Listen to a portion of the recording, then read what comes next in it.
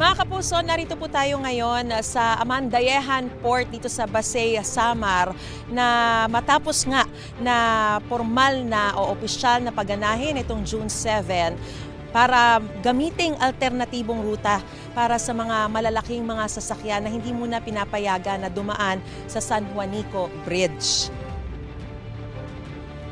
Mga kapuso, matatandaan nga po na mula May 14, ipinataw ng DPWH ang 3-ton weight limit sa 52 taong gulang na San Juanico Bridge dahil sa structural defects. Kaya pansamantala munang hindi pinapayagan dumaan sa tulay yung mga mabibigat na sasakyan gaya ng mga truck na may kargang mga produkto at mga pampasaherong bus o kahit na anong sasakyan lalagpas sa bigat na mahigit 3 tonelada.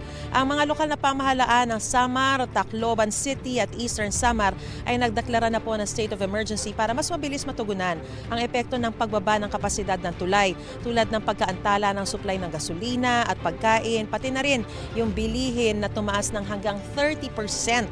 At dahil ginagamit na nga pong alternatibong ruta itong Amandayehan Port, nagsagawa na ng emergency upgrades ang DPWH Region 8 dito sa Pantalan, kabilang yung mga clearing works, land reclamation, utility adjustments at pagtatayo ng 17-meter port platform at 28-meter ramp.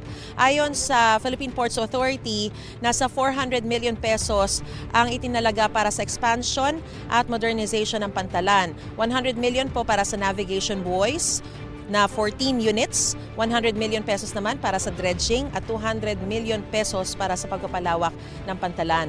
5 landing craft tank o LCT vessels ang kasalukuyang bumabiyahe araw-araw mula Amandayehan patungong Tacloban upang maghatid ng mga cargo truck. May mga karagdagang shipping lines na inaasahan pa na madaragdag sa mga susunod na araw. Samantala, mga kapuso, yung Maritime Industry Authority o Marina naman po ay nagluwag ng kanilang regulasyon sa shipping schedule hanggang July 4 para tugunan yung dagsa ng mga truck na sumasakay ng mga roro. So mga sandali pong ito, nakikita natin tahimik pa yung sitwasyon dito. Wala pa yung roro, yung mga landing craft tanks o yung LCT na gagamitin para makabiyahe o makasakay yung mga malalaking mga truck dito sa mga roro nga papatawid dun sa Tacloban.